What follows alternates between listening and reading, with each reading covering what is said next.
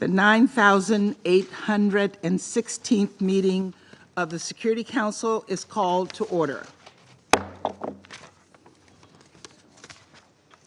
The provisional agenda for this meeting is maintenance of peace and security of Ukraine.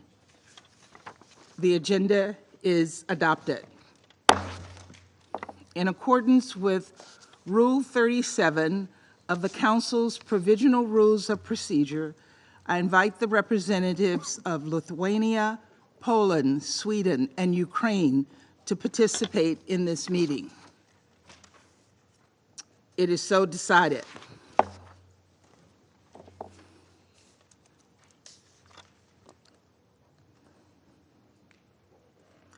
In accordance with Rule 39 of the Council's Provisional Rules of Procedure, I invite Ms. Lisa Dalton, Director of Financing and Partnership Division, Office for the Coordination of Humanitarian Affairs, to participate in this meeting. It is so decided.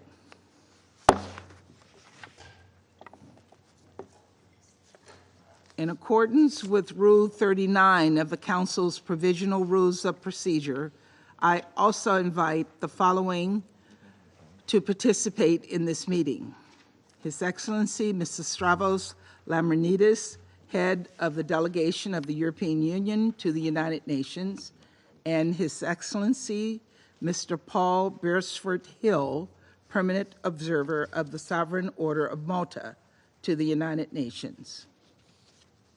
It is so decided. The Council will now begin its consideration of item 2 of the agenda. I now give the floor to Ms. Lisa Dalton. Thank you, Madam President. Madam President, members of the Security Council, thank you for this opportunity to update you on the humanitarian situation in Ukraine. This discussion is particularly urgent as the conflict and its catastrophic impacts grind on into another winter. Daily attacks continue, inflicting death, injury, and untold suffering on ordinary Ukrainians, and destruction and damage to civilian infrastructure. Near the front line, people live life on the edge. They face constant shelling and impossible choices, flee in perilous conditions, leaving everything they have, perhaps for the second or third time, or stay and risk injury or death. This is no idle concern. Dozens of civilians have been killed in recent attacks in the regions of Zaporizhia, Donetsk, Kharkiv, Kherson, joining the thousands whose lives have already been claimed by this brutal war.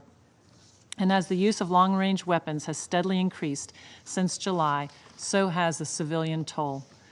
November saw a particularly deadly increase. Last month, long-range weapons killed 65 civilians and injured 372 across 11 regions of Ukraine, double the number of October. Madam President, as temperatures start to drop as low as -20 degrees Celsius in some places, our concerns for civilians intensifies, particularly in light of widespread damage to critical infrastructure. Since March this year, Russian armed forces have conducted repeated, large-scale, coordinated attacks against Ukraine's energy infrastructure.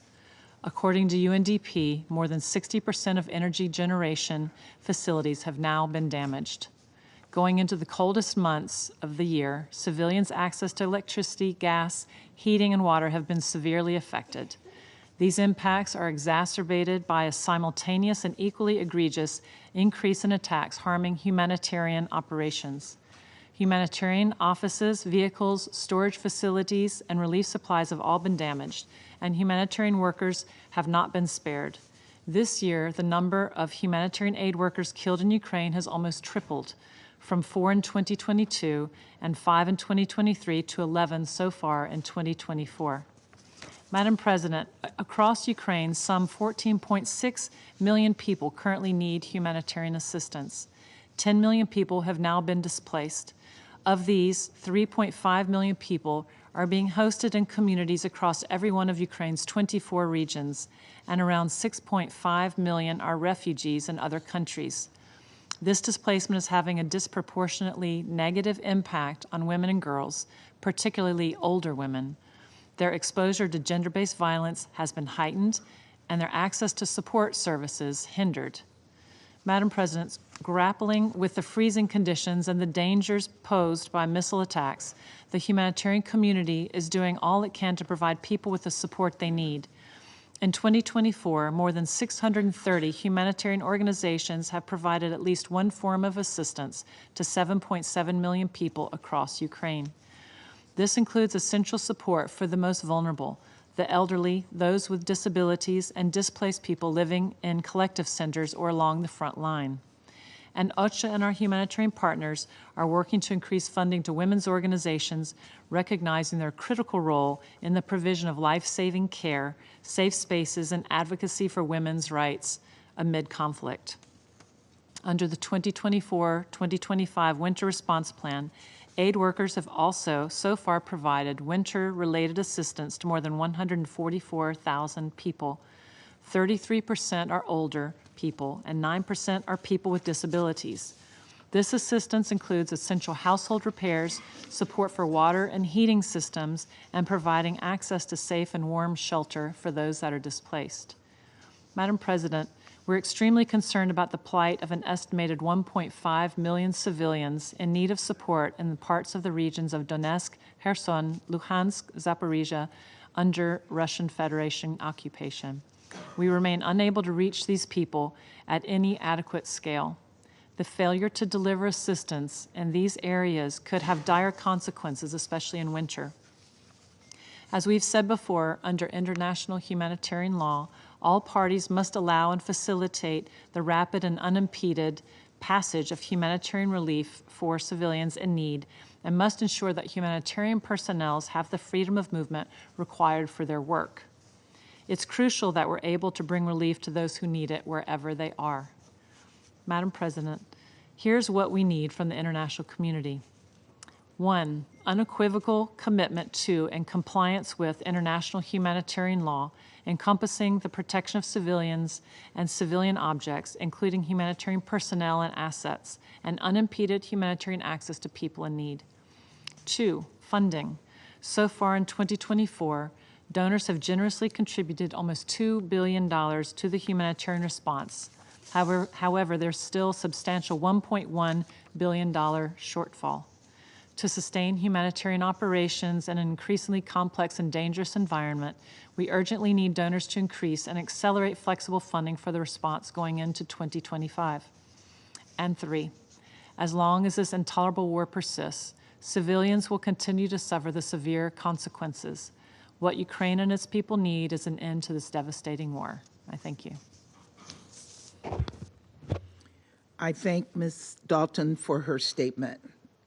I now give the floor to those council members who wish to make statements. I give the floor to the representative of France. Madame la Présidente. Madam President, I wish to thank, first of all, Ms. Lisa Doughton from OCHA for her briefing. For more than 1,000 days now, Russia has been continuing its war of aggression against Ukraine in flagrant defiance of the United Nations Charter and international law. For more than 3 years now, it has continued to deliberately target civilian populations and civilian objects in violation of IHL. France condemns Russia's indiscriminate strikes. They continue to be ratcheted up against civilians. That was again the case on the 10th of December in Zaporizhia, and we saw strikes against energy infrastructure of Ukraine. More than half of the Ukrainian electricity generation capacity has today been destroyed or damaged. That has forced the Ukrainian people to face a third bitter winter in the cold. Russians' long-range strikes deep into the heartlands are far from the front lines and do not target direct military targets. Rather, they target civilian infrastructures that meet the essential needs of millions of Ukrainian people. These strikes violate IHL. We recall that it is incumbent upon Russia to uphold IHL and the humanitarian principles of distinction and proportionality. Russia must cease its deliberate strikes against civilians and civilian infrastructure. Madam President, France condemns the war crimes committed in Ukraine. Russia utilizes sexual violence as a weapon of war. Russia has forcibly transferred and deported Ukrainian children. Russia is once again listed in the latest annual report of the SG on children and armed conflicts. Russia is responsible for manifold human rights violations in occupied territories and for violations of humanitarian law against Ukrainian prisoners of war. The fate of 1.5 million Ukrainian people in the occupied territories is of concern. Russia must allow the access of humanitarian organizations to those people. Madam President, since the first day of the Russian war of aggression, France has supported Ukraine and its neighbouring countries against the humanitarian consequences of the conflict. France has mobilised more than 400 million euros in order to meet emergency humanitarian needs and guarantee the restoration of essential infrastructure. We remain determined to continue to help Ukraine as intensely and for as long as is necessary, so that Ukraine is able to exercise its right to self-defence and to ensure that Russia's war of aggression is brought down once and for all. France remains committed to upholding IHL and international human rights law. France hails the conclusion of Ukraine's ratification process of the ICC's Rome Statute. France reaffirms its support for the ICC as well as for the Ukrainian courts in order to guarantee that those responsible for crimes committed by Russia in Ukraine are held accountable. Respecting these rights is an integral part of a comprehensive, just and lasting peace in accordance with the resolutions adopted by the UN General Assembly. I thank you. The representative of France for their statement. I now give the floor to the representative of Ecuador. Gracias. Thank you, Madam President. I wish to thank Ms. Doughton for her briefing. Since the beginning of the invasion in Ukraine, more than 12,000 civilians have lost their lives and 27,000 have been wounded. Hundreds of thousands of combatants have died, almost 4 million people remained internally displaced, and over 6.8 million have fled from Ukraine. In the Russian region of Kursk, 130,000 civilians have had to be evacuated as a result of hostilities, and many have lost their lives. 40% of the Ukrainian population depends on humanitarian assistance, and 55% of that number is women and girls. Many of these people are at risk of gender-based violence and exploitation. More than 60% of Ukraine's electrical generation facilities have been damaged, and that has left millions of people unable to access electricity or heating in the midst of a bitter winter. Children have been the most vulnerable victims of this conflict. The psychological impact of living under constant shelling, in addition to displacement and the loss of loved ones, defies comprehension. The establishment of psychosocial support programs, as well as the strengthening of child protection networks and the full participation of women, must be central pillars of all post-conflict recovery initiatives. Ultimately, what we're seeing is a constant threat hovering over the civilian population, particularly in communities closest to the front lines of this unjustifiable war. President, colleagues, against this backdrop, the work of the United Nations and of humanitarian organizations has been a beacon of hope for millions of people. I expressed Ecuador's deep thanks to all humanitarian personnel working in Ukraine, and I reiterate our appeal for the implementation of Resolution 2730, as well as of all resolutions pertaining to the protection of humanitarian personnel. As co-penholder of the humanitarian file in Ukraine over the last 2 years, Ecuador has advocated for a person-centered approach, and one which focuses on mitigating human suffering. At a critical global juncture, at a time when we're seeing a dizzying rise in conflicts which deliberately erode global norms and structures designed to protect civilians, Ecuador will time and time again hammer home the obligation that parties have to protect the civilian population, protect civilian infrastructures, and comply with the principles of distinction, proportionality, and precaution as provided for under international humanitarian law. The recent attack against IAEA personnel on the road leading to the Zaporizhzhia power plant is deplorable, and Ecuador calls upon parties to exercise the utmost restraint in order to avoid a nuclear disaster, even an accidental one. Madam President, Excellencies, whilst Ecuador's mandate as an elected member of this council is coming to an end, our commitment to the principles we have upheld remains here and remains unwavering.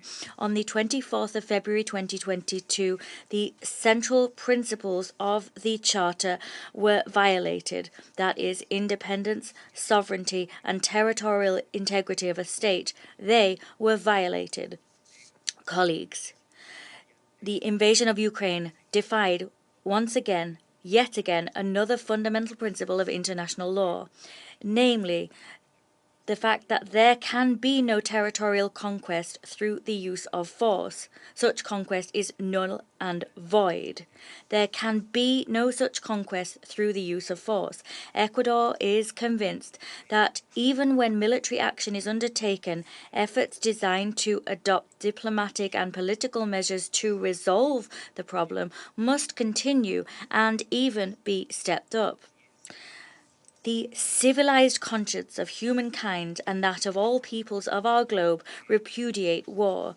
Diplomacy, hearing the cries of the people, must leverage its full determination in the quest for peaceful and good faith solutions. History has taught us that to build a genuine peace, we must examine the roots of a conflict, just as we must current and future circumstances.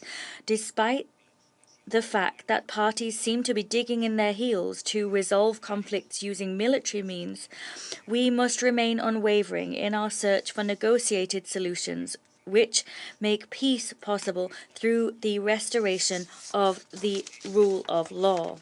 This war has gone on for too long, and as it intensifies, the number of victims and suffering will only increase.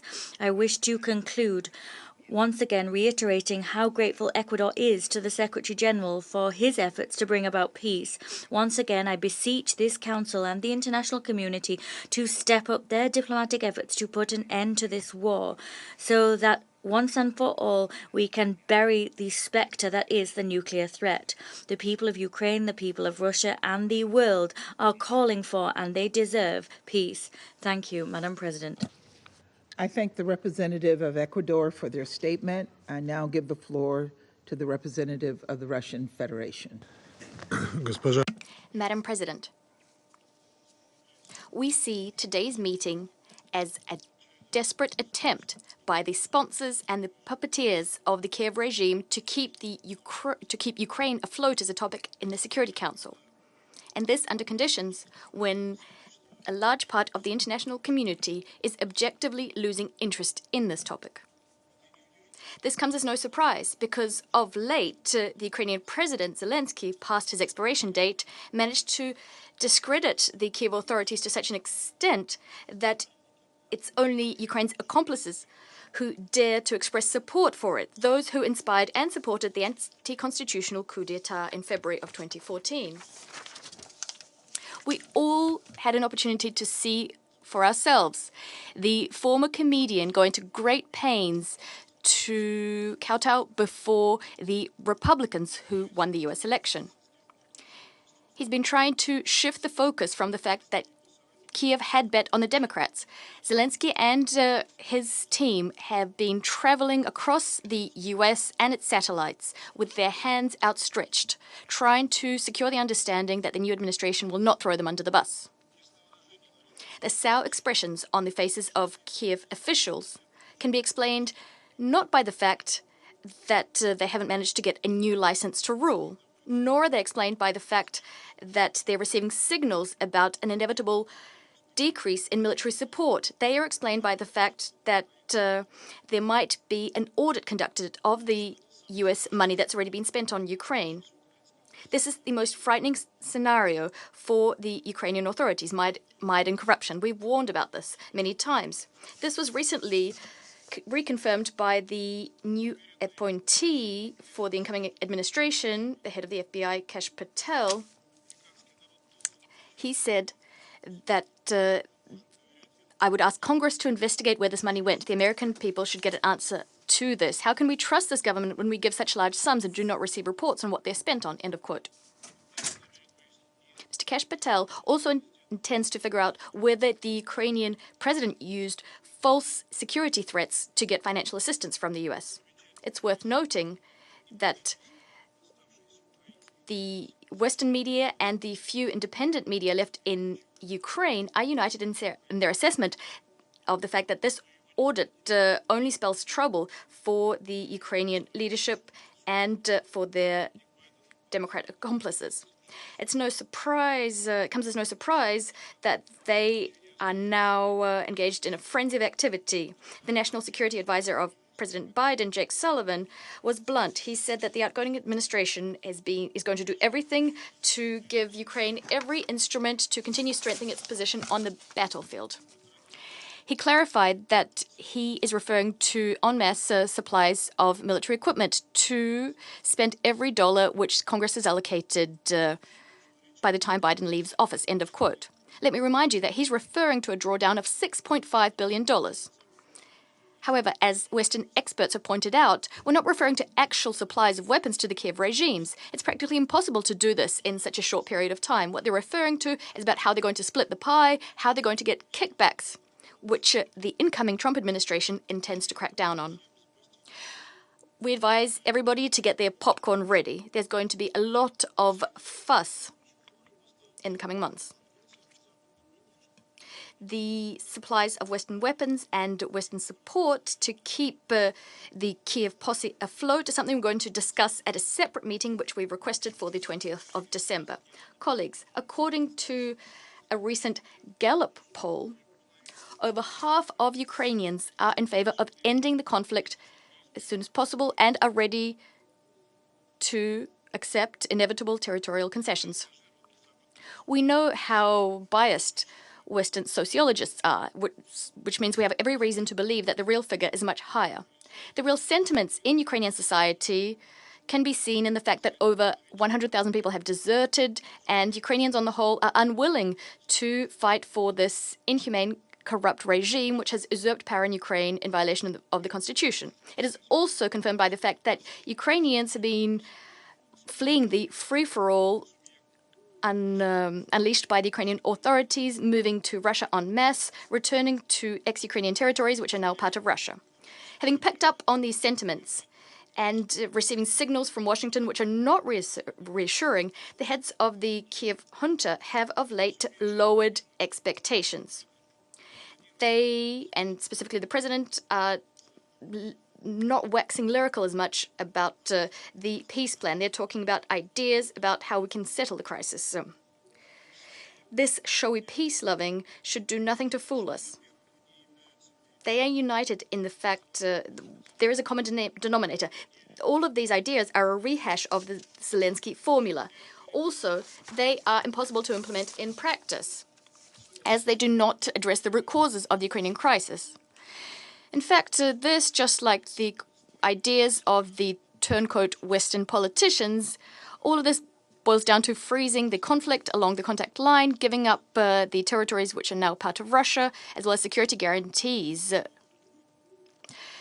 The latest thing on the wish list of the Ukrainian president is to get from Joe Biden, before he leaves the White House, an invitation from NATO for Ukraine's territory within its internationally recognized borders, and to ensure that NATO's guarantees would extend to that part of Ukraine which the country currently controls, with potential for future expansion, end of quote. Even if we cast aside this very rich idea, we'd like to remind you that no freezing of the conflict with the Russian Federation is agreeable to us. We saw for ourselves with the Minsk agreements that we cannot trust neither the Kiev junta nor the West. We understand full well that the whole point of this exercise is to give the regime in Kiev a breather on the battlefield so that they can lick their wounds and rearm. There can be no discussion about NATO having a role in settling the Ukrainian crisis. NATO and the prospects of membership therein have been part of the problem since the very beginning, not part of the solution. If we analyze this new mindset which the president has recently espoused, we call everyone to look at what's happening, not at what people are saying. And here everything is clear. Through its actions, the Kiev regime is continuing to opt for confrontation and raising the stakes. This is confirmed by the ongoing strikes using Western high-precision weapons, including the strikes on the 11th and 13th of December on military objects in Taganrog and Orel, using long-range Western missiles. Let me remind you that in an interview to Time magazine, Donald Trump said that these actions were stupid and a serious escalation. He said, and I quote, "I disagree very vehemently with sending missiles hundreds of miles into Russia. Why are we doing that? We're just escalating this war and making it worse." End of quote. We hope that these words uttered by the incoming president will be commented on by our US colleagues today. The Ukrainian leadership, past its expiration date, does not want to resolve the situation, and in fact they repudiated Hungary's proposal to introduce a Christmas ceasefire and an exchange of prisoners. On our side, we drew up a list of prisoners, but the Zelensky regime once again rudely, categorically rejected to take over 600 Ukrainian servicemen back. They've been in Russia for over a year. It's an open secret that ordinary Ukrainians who ended up on the front owing to the forcible mobilization, are of no concern to the Kiev regime. They only want to trade militias from nationalist battalions as well as foreign mercenaries, which took part in military hostilities against Russia. The last thing I want to say about these pseudo-peace initiatives from the president, I'd like to remind everyone that the decree dated October 2022 banning negotiations with the Russian leadership has to date not been revoked. So draw your own conclusions as to whether Ukraine's statements and calls are genuine. We don't rule out the fact that they are possibly a smokescreen for yet another escalation, as was the case in July and August of this year, just before the Ukrainians entered the Kursk Oblast. Madam President, we'd like to use this opportunity to draw members' attention to an incident that occurred with an IAEA Secretariat vehicle on the 10th of December. This occurred during a planned rotation of IAEA experts at the ZNPP. There were strikes on a vehicle that was transporting IAEA staff. The Russian motorcade was going back after it drove experts to the contact line, and it was also attacked. Thankfully, there were no victims.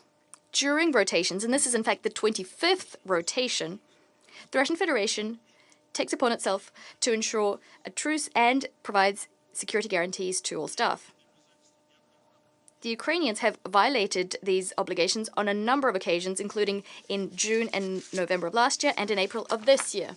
According to IAEA Information Circular 264, the incident occurred when staff were driving across territory controlled by Ukraine to an area where they were supposed to cross the contact line. The driver saw an uncrewed aerial vehicle approaching from behind, so from the north where Ukrainian formations are stationed.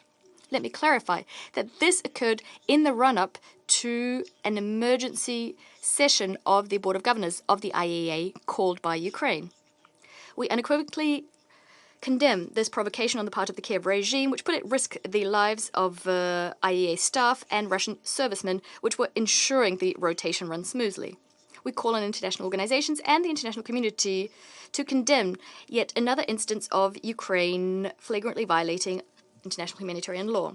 Madam President, I must also comment, by way of conclusion, an incident on the 10th of December 2024 when the Solomensk court of the city of Kiev issued a sentence vis-à-vis a Ukrainian human rights defender, Ms. Elena Berezhnaya. She's well known the world over. A 70-year-old human rights defender, an anti-fascist activist, she was sentenced to 14 years behind bars and the confiscation of her property.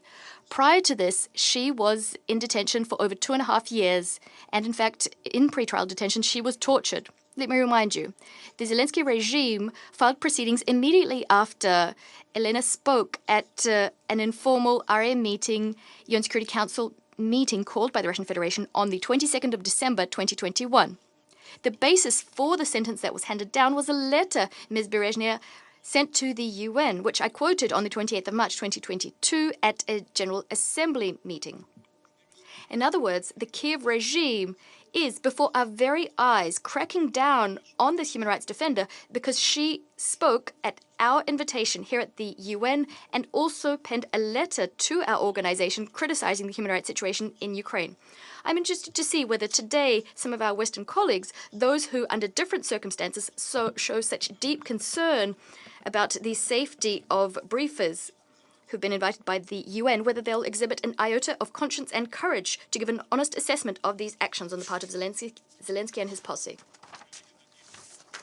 Colleagues, we hope that those among you who really do seek peace in Ukraine after my statement today will have no illusions left about what Zelensky is really trying to achieve, what his posse is trying to achieve, and that you will see how far they are from bringing peace to Ukraine. Zelensky and his posse are prepared to sacrifice all of their citizens, to mobilize women and children just to hold on to power and to evade punishment for the crimes they've committed against their people. But the end of the criminal and rapacious regime is near. The front line is coming undone across the board. The territory under Ukraine's control is shrinking by the day. Meanwhile, Ukrainians are more actively seeking peace and refusing to go and fight. Our conditions for ending the conflict are clear and logical. They have nothing to do with those surrogate formulas, which do nothing to address the threat that Kiev poses for Russia. Formulas which of late have been very actively promoted by Kiev's Western allies. While they do this promotion work, we will continue to pursue the objectives of our special military operations by military means and respond to Kiev's provocations just like we did on the 13th of December. I thank you. I thank the representative of the Russian Federation for their statement. I now give the floor to the representative of Algeria. Thank you, Madam President. At the outset, I would like to thank Ms. Lisa Doughton from OCHA for her valuable briefing. As we meet today, the conflict in Ukraine continues unabated, and it continues to claim innocent lives of civilians in a protracted war, with numerous consequences on Ukraine and Russia. Meanwhile, there are no prospects for a peaceful settlement between the two parties. Reports abound about the heavy losses in lives, property, and infrastructure, including energy infrastructure. The targeting of energy infrastructure is causing enormous damage, especially during the extremely harsh winter. This creates conditions that are impossible to endure, especially by women and children. This targeting also disrupts vital facilities, such as health and educational institutions, supply chains, and others, further exacerbating the impact on civilians. What is even worse is that this war still answers the logic of confrontation, escalation, and polarization. The two parties are still looking for means to strengthen their military capabilities in an attempt to achieve a better position in a war which, like other wars, will have no winner. Madam President, Algeria has been calling and continues to call for sobriety, pause, and self-restraint, and to giving the utmost priority to the life and safety of civilians. It calls upon both parties to strictly abide by the rules of international law, including international humanitarian law, which both prohibit the targeting of civilians and civilian infrastructure. Algeria has also been calling for de-escalation and for favoring dialogue, inclusive and constructive dialogue, in view of achieving a lasting and just peace. Algeria reaffirms its firm belief that the solution will not happen through the force of weapons, but through negotiations and the ability of both parties to overcome their differences and to find a peaceful settlement that would put an end to the war. In this context, we reiterate our call to both parties to give a chance to diplomacy, to engage in a constructive, inclusive negotiation that aims at immediately putting an end to hostile operations and finding a just and lasting solution based on the principles and purposes of the United Nations Charter, in the primacy of which we all believe, while taking into account the legitimate security concerns of both parties. We also call upon the international community to multiply their diplomatic efforts, aiming at creating a conducive environment for negotiations away from polarization and narrow geopolitical considerations. In conclusion, Algeria reaffirms its unwavering commitment to support all international efforts aiming at finding a peaceful political settlement accepted by both parties to put an end to this war and to return the whole region to safety. Thank you, Madam President. I thank the representative of Algeria for their statement. I now give the floor to the Republic of Korea. Thank you, Madam President. I extend my gratitude to Director Doughton for the timely briefing. We also welcome the participation of Permanent Representative of Ukraine in today's meeting. President, Ukrainians once again are enduring harsh winter conditions brought on by Russia's merciless attacks. Targeting critical infrastructure has been Russia's main tactic throughout this unjustifiable war. The fact that Russia does not spare residential areas, health and education facilities, or cultural sites clearly demonstrates the immoral and illegal nature of this war. Russia has been increasingly relying on North Korean munitions and troops in the war, and we are carefully watching recent news reports that about 30 North Korean troops were killed or wounded in the Kursk region. Against this troubling backdrop, I'd like to make the following points. First, we condemn Russia's widespread, systematic, and disproportionate attacks against the energy infrastructure, which aggravate the humanitarian situation in Ukraine by significantly marring electricity generation and transmission capacity. We are appalled by the massive aerial attack by Russia last Friday against energy facilities across Ukraine, which involved about 90 missiles, including one from North Korea, and over 200 drones. This is part of Russia's escalated strike campaign targeting energy infrastructure that picked up pace last March. Indeed, according to UNHCR, Ukraine has lost about 65% of its power generation capacity. This is enough to supply electricity to more than 20 million people in the most advanced countries. This immense destruction of energy infrastructure leads to the disruption of other essential services, such as heating, water supply, and sanitation. It has also seriously jeopardized public health care and education systems. Second, we emphasize that targeting civilian infrastructure indispensable to the survival of the civilian population constitutes a clear violation of international humanitarian law, as articulated in Article 54 of Additional Protocol 1 to the Geneva Conventions. It is in this context that the UN Independent Commission of Inquiry on Ukraine concluded that Russian armed forces had committed the war crime of excessive incidental death, injury, or damage. In this regard, my delegation supports international efforts to hold those responsible for such atrocities accountable.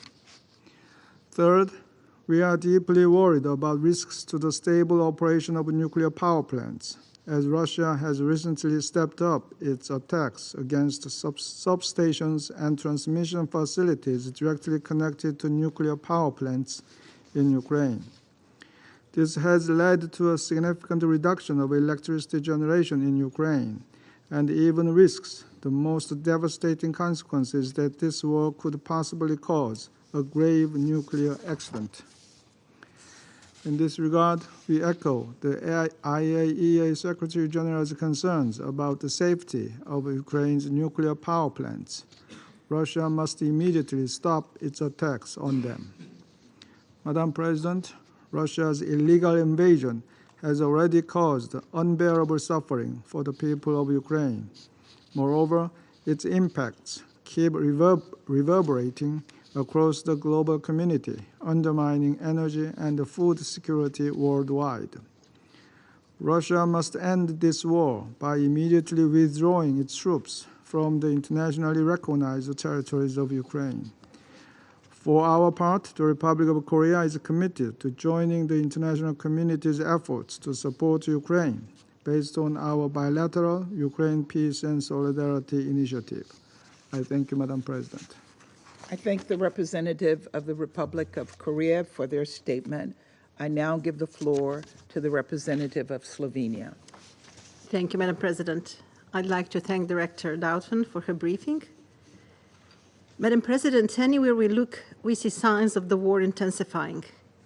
In the past year, the situation on the ground has been continuously worsening for the civilian population, with a significant increase in civilian casualties. The Human Rights Monitoring Mission to Ukraine verified over 1,400 deaths and injuries in September alone, the highest number in 2 years. Civilians in frontline and displaced communities already face dire living conditions, and with winter setting in, the situation is deteriorating by the day. While the humanitarian needs of the civilian population are growing, humanitarian access is in peril as a result of increasing insecurity and attacks against humanitarian facilities.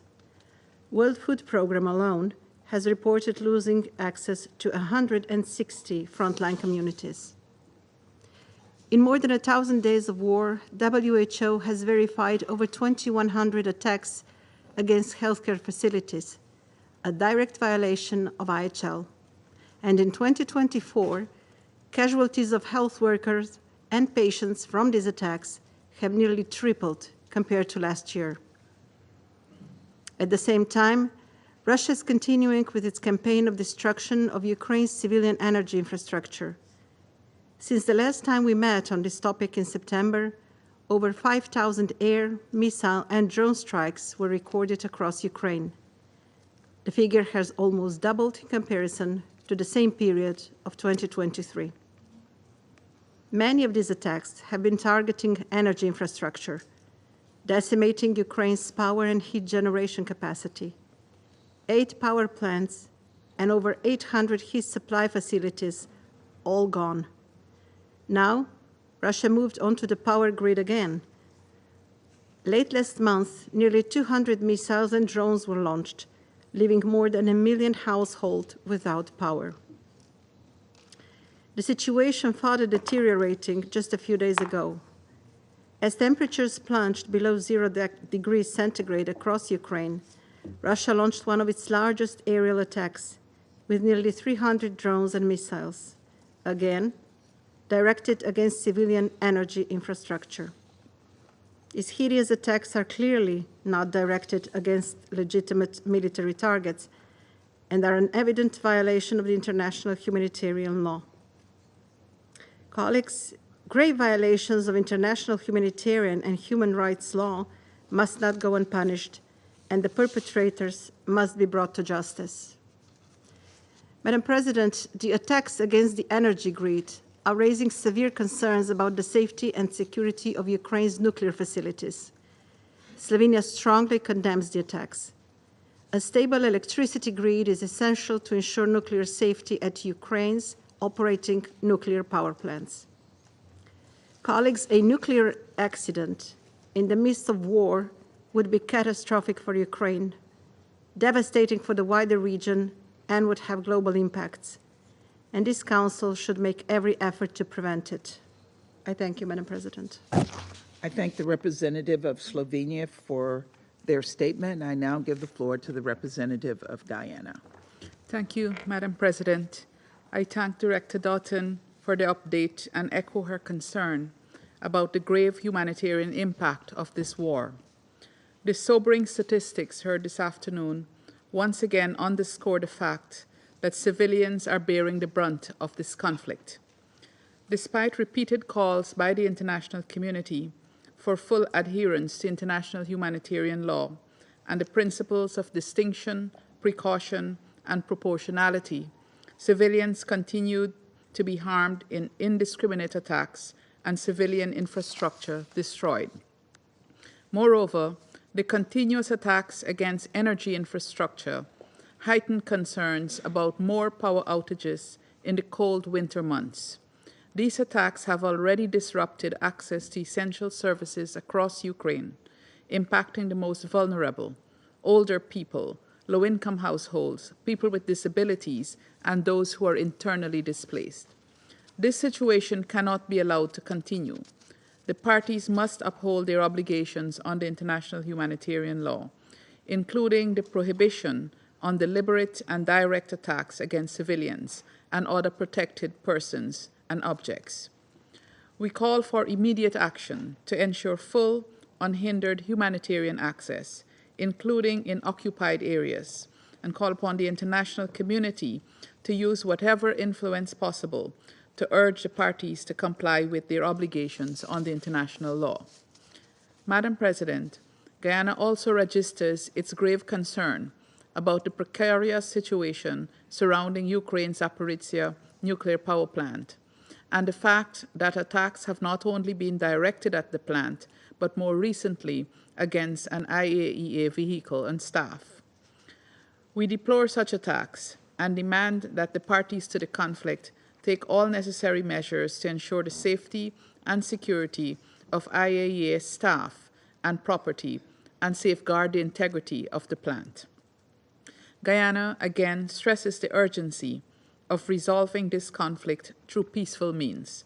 The longer it is allowed to continue will only heighten the risk of even graver consequences for all concerned. We further reiterate our call for the Russian Federation to immediately withdraw its military forces from the internationally recognized territory of Ukraine, and for the parties to commit to a serious political and diplomatic process toward ending the conflict.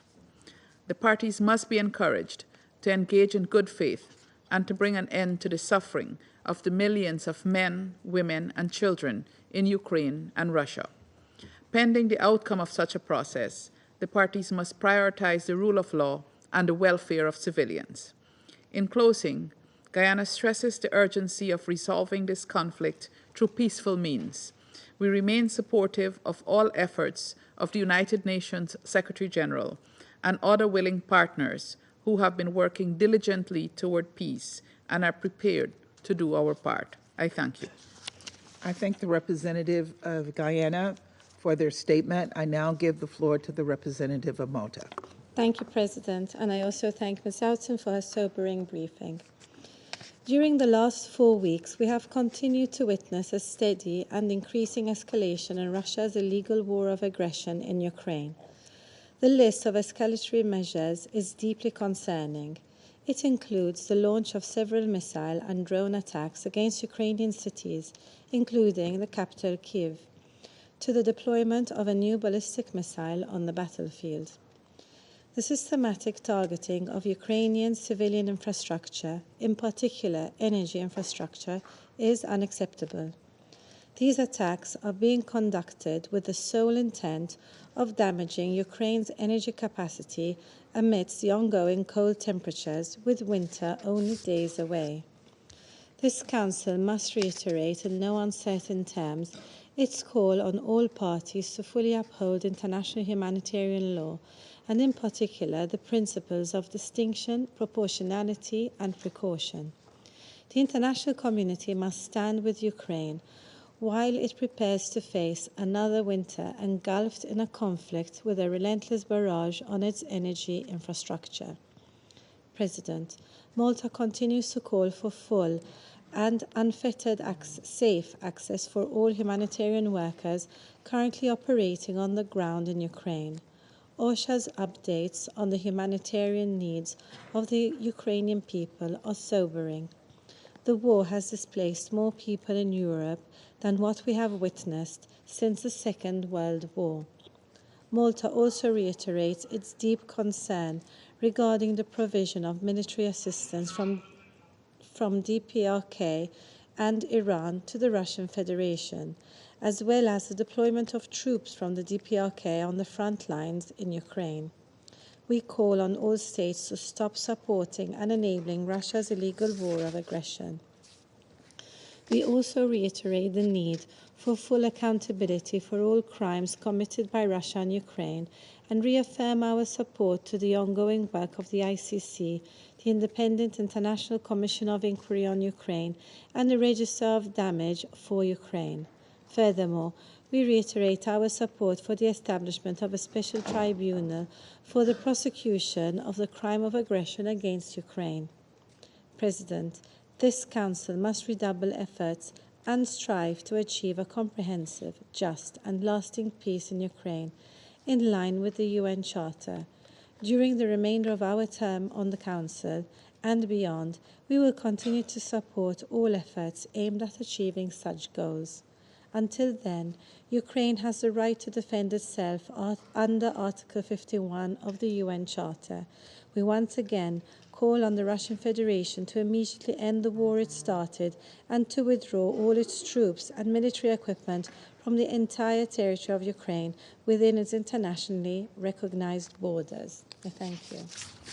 I thank the representative of Malta for their statement. I now give the floor to the representative of China. President, I thank Director Dalton for her briefing. As the crisis in Ukraine drags on, ordinary people have suffered immensely.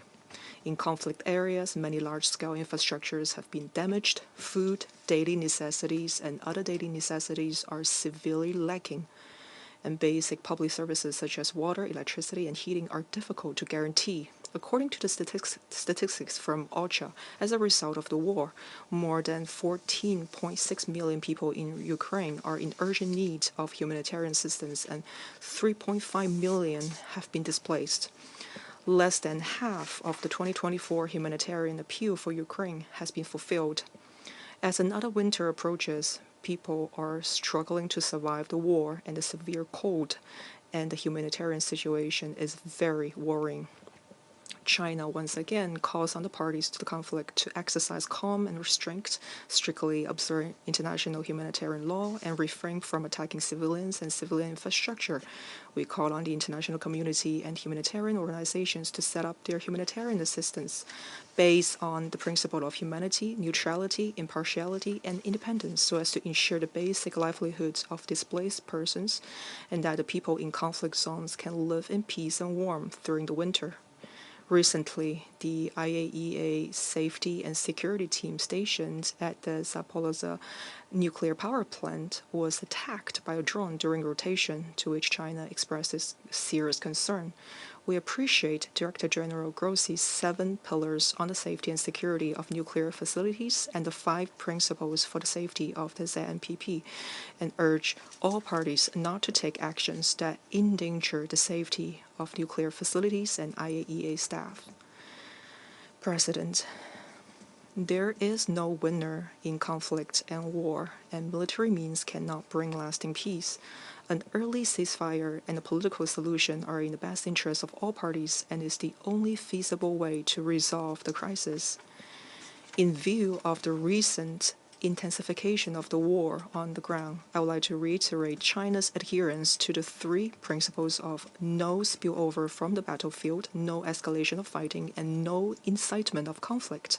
Currently, the international community's discussions surrounding the crisis in Ukraine are increasingly focusing on negotiations and moving closer to peace. Some peace ideas and plans have surfaced in the media, and recently both parties to conflict have released political signals towards negotiations.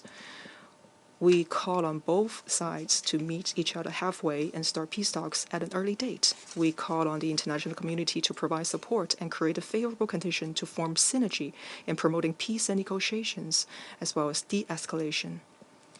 China's position on the Ukrainian issue has been consistent, which is to promote peace, negotiations, and political settlement. We insist on working for peace and promoting talks. We always maintain that the sovereignty and territorial integrity of all countries should be respected, the purposes and principles of the UN Charter should be observed, and the legitimate security concerns of all countries should be taken seriously. All efforts that are conducive to the peaceful resolution of the crisis should be supported. We have actively engaged in shuttle diplomacy, initiating the establishment of Friends for Peace group on the Ukraine crisis in the UN. With countries of the global south, such as Brazil, we have only one goal in mind: to mobilize voices for peace, promote consensus for peace, and support efforts for peace. We hope that the dawn of peace will arrive soon, and that the people who have suffered so much from the war will soon return to a life of peace and tranquility.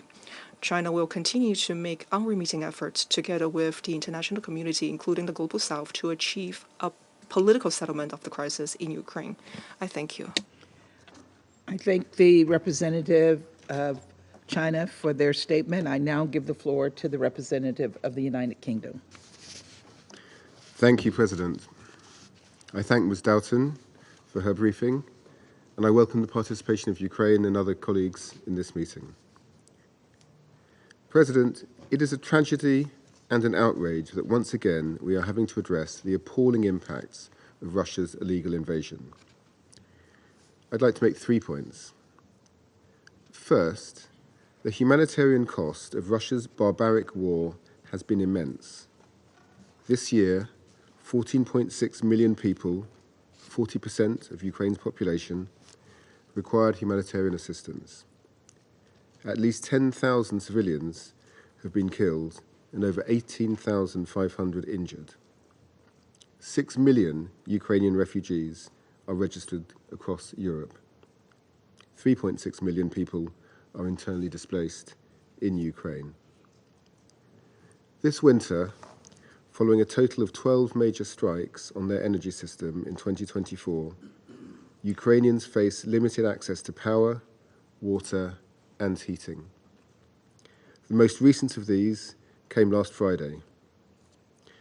Over the course of these attacks, all 3 of Ukraine's operating nuclear power plants have been forced to reduce generation, and millions have been left without power. The targeting of substations providing electricity to nuclear plants directly threatens the safety of Ukraine and the wider region. In this regard, we welcome the resolution adopted by the IAEA's Board of Governors last week. Russia's suggestion to the IAEA is that the solution to the threat that Russia itself is causing is to put the affected power stations into cold shutdown. This cynically ignores the further humanitarian impact this would have on the civilian population. The solution is simpler. Russia should cease these reckless attacks on Ukraine's energy infrastructure and adhere to the IAEA DG's 7 pillars for nuclear safety and security. Second, President, recent Russian operations have triggered significant displacement in the east, including of the elderly and less mobile, and people with disabilities requiring specialized assistance. People are hiding in basements with no access to services. The humanitarian operating environment remains increasingly difficult. Russia continues to block meaningful access for humanitarian organizations to occupied areas. Over the past 2 months, the number of security incidents directly impacting aid delivery has significantly increased. Third, the UK is providing $126 million in humanitarian aid this year, bringing our total contribution to over $576 million. We have also contributed over $80 million to the Ukraine Energy Support Fund since the start of the full-scale invasion, and committed nearly $467 million in grants and loans overall to the energy sector. Continued provision of air defence to defend Ukraine against Russian strikes remains vital.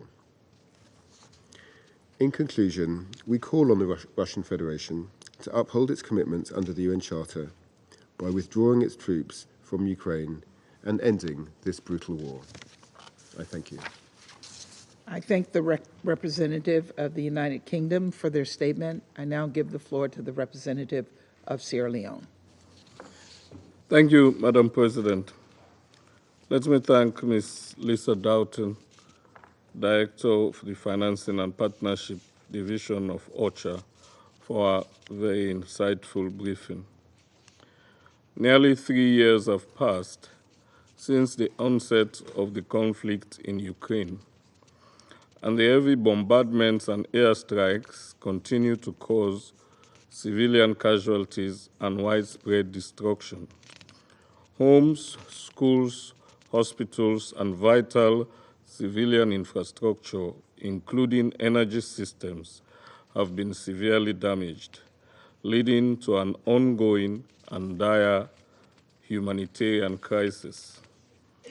As we enter yet another winter season in Ukraine, Sierra Leone underlines the critical need to address the impact of the conflict on Ukraine's infrastructure, particularly its energy systems, and the immense challenges this poses for civilians during the winter months. According to the Wilson Center, Ukraine is facing a severe energy crisis this winter, exacerbated by attacks on its energy infrastructure in March, April, and in August 2024. With a peak demand of 18 gigawatts on freezing days, that is minus 10 degrees Celsius or 14 degrees Fahrenheit, only 12 to 13 gigawatts will be available. And even with 1.7 gigawatts of potential imports from Europe, there remains a significant shortfall. Daily blackouts could last 10 to 12 hours, with the situation worsening due to further attacks. These prolonged outages will strain critical services, including water supplies, ultimately placing lives at risk. The extreme cold this winter will further exacerbate the toll on the population and put tremendous pressure on an already overstretched healthcare system. The lack of heating, electricity, water, and gas will make daily life unbearable, particularly in high-rise buildings that rely on electricity for elevators and water pumps. This may trigger a renewed wave of internally displaced persons and refugees, as some areas of Ukraine could become uninhabitable. It is also reported that Ukraine's energy infrastructure has been regularly targeted since the start of the conflict in 2022, with significant damage to substations, power plants, and transmission lines. The occupation of the Zaporizhzhia nuclear power plant alone has reduced Ukraine's power generation capacity by 6 gigawatts.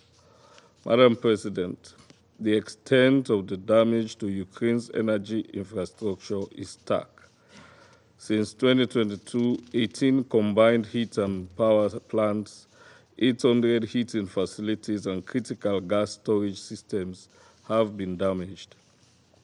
In 2024 alone, over 400 missile and drone strikes have targeted energy sites, including 7 thermal plants, 4 hydroelectric plants, 17 substations, and a gas storage facility, resulting in a 9-gigawatt loss in capacity.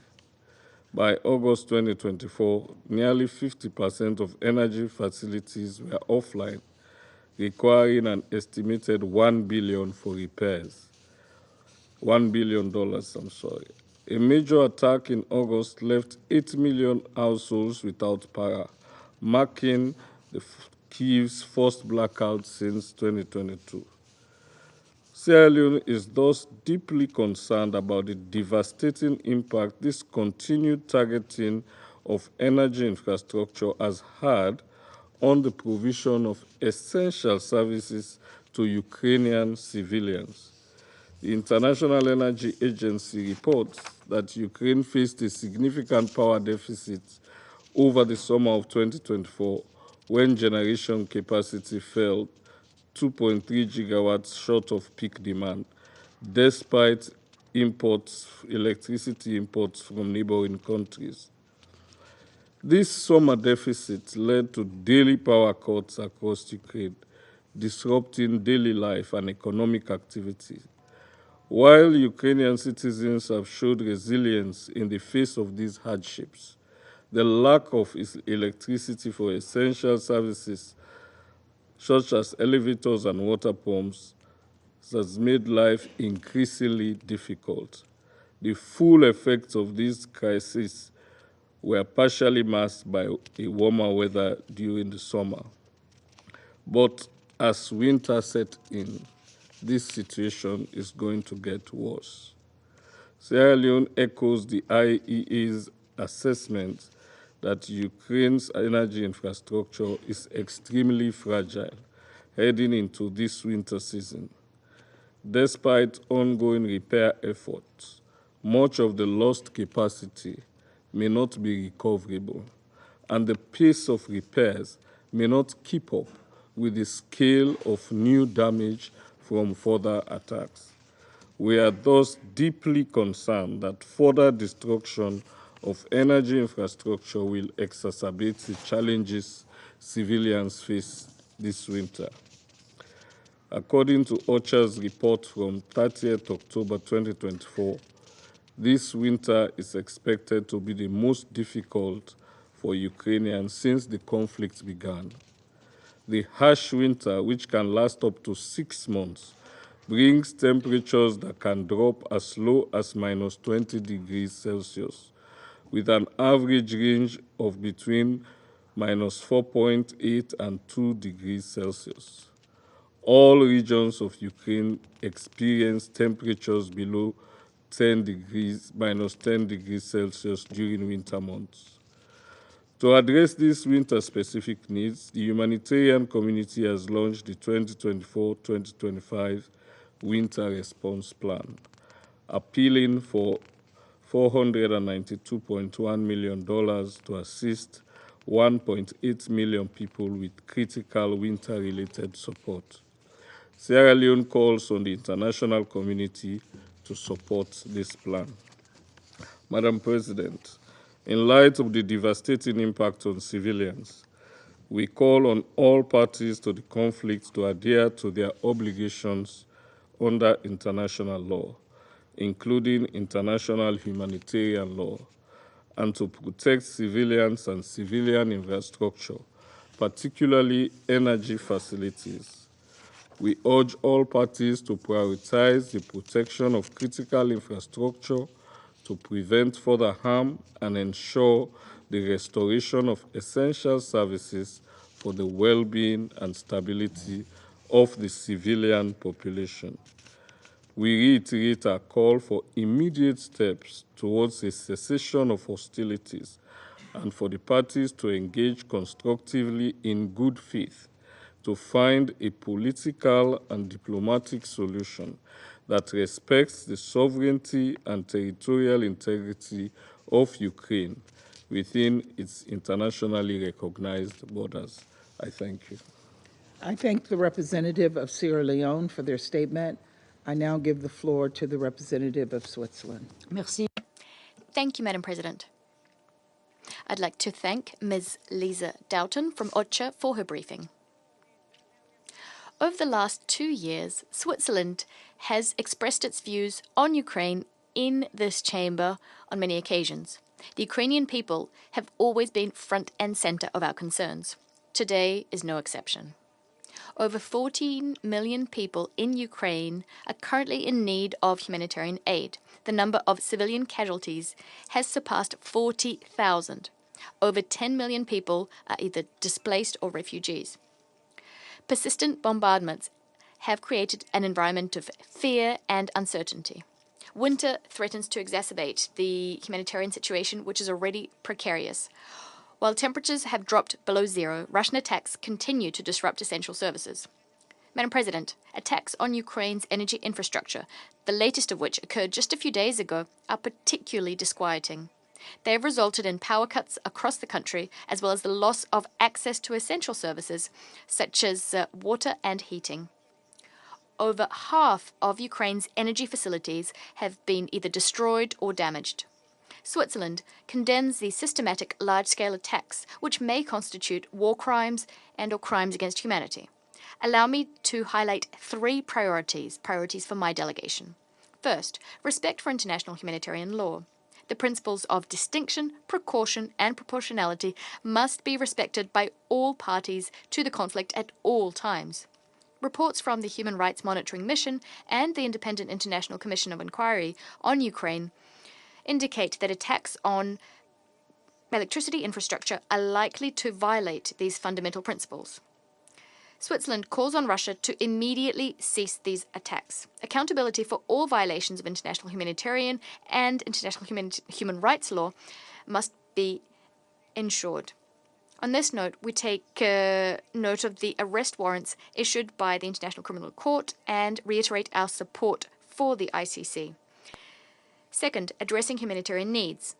Months of systematic attacks on civilian infrastructure are threatening access to basic services, severely jeopardizing the supply of water and electricity. Power outages are disrupting daily life throughout the country, affecting millions of people, and disproportionately hitting the most vulnerable, including the elderly, those with disabilities, and internally displaced persons. They are preventing people from accessing education and healthcare, as well as hampering communication. Switzerland is therefore stepping up its efforts to protect the most vulnerable in keeping with the UN's Winter Response Plan for Ukraine. Third, ensuring nuclear safety and security. Damage to Ukraine's energy infrastructure poses a serious risk to nuclear safety. The International Atomic Energy Agency, the IAEA, has emphasized the need for a stable electricity grid to ensure the safe operation of nuclear facilities. Switzerland urges all parties to fully respect international law as well as to adhere to the 7 pillars for nuclear safety and security, in addition to the 5 principles that we established here in this Council. We reiterate that the safety of all IAEA experts on mission is of the utmost importance. We therefore condemn the attack against them on the 10th of December 2024. Madam President, the repercussions of the war for the Ukrainian population will be felt for months, if not years.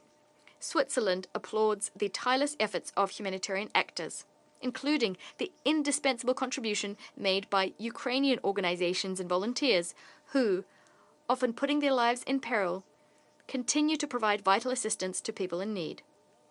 We'd like to pay tribute to over 50 humanitarian aid workers who have been killed or injured in Ukraine this year. We call for full, rapid, safe, and unfettered humanitarian access to all civilians in need, including close to the front line and in the occupied territories. The protection of humanitarian personnel is essential so as to ensure that aid reaches those who need it most. The protection of civilians remains a fundamental priority. We reiterate our call on Russia to end its military aggression and withdraw its troops from all Ukrainian territory. True to its commitment undertaken at the first Ukraine Peace Summit, which took place this summer, Switzerland will continue to support efforts to achieve a just and lasting peace in accordance with the UN Charter. Beyond our mandate here on the Council, the Ukrainian people will remain front and center of our concerns and our support. I thank you. I thank the representative of Switzerland for their statement, and I now give the floor to the representative of Mozambique. Thank you, Madam President. I wish to thank the United States for organizing this meeting and Ecuador and France for requesting the meeting. We extend our appreciation to Ms. Lisa Doughton, Director for Financing and Partnerships Division, OCHA, for her insights on this subject. We also welcome the permanent representative of Ukraine at this meeting. Madam President, the ongoing conflict in Ukraine continues to be a source of profound international concern. Its impact extends far beyond immediate military confrontations, manifesting in severe disruption to critical infrastructure, unprecedented geopolitical tensions, systematic violation of international humanitarian law, extensive humanitarian crisis, potential nuclear security risk, the violation of human rights, disrespect for the international legal regime on the protection of civilian population and critical civilian infrastructure highlight the devastating and overmounting impacts of this protracted conflict. The conflict's consequences are particularly acute in Ukraine's energy sector, where civilian populations face extreme vulnerabilities, especially during the challenging winter months. Moreover, the global repercussions include significant energy market volatility, supply chain disruption, and widespread economic uncertainty. Madam President, as long as this conflict drags on, the consequences will inevitably continue to have far-reaching and dramatic consequences on various fronts. We emphasize three fundamental principles. Firstly, all parties must recommit themselves to ensure the protection of civilians, fully adhering to international humanitarian law and the international human rights law, including relevant Security Council resolutions. Secondly, the principles of distinction, precaution, and proportionality must be scrupulously adhered to and upheld by all parties. Thirdly, reaffirming the importance of the International Atomic Energy Agency's 7 pillars for nuclear safety and security during an armed conflict, as outlined by the International Atomic Energy Agency, and the 5 principles for ensuring nuclear safety and security at Zaporizhzhia nuclear power plant. Madam President, the persistent reliance on military solutions has demonstrably perpetuated a destructive cycle of violence and instability. The harsh reality conclusively shows that the military approaches are neither sustainable nor productive. Continuing to ignore these fundamental truths is no longer tenable. There is no doubt that the time is nigh to give peace a true, genuine chance. This means a resolute commitment to a political solution, prioritizing open dialogue over conflict, and working tirelessly to establish a lasting and just peace.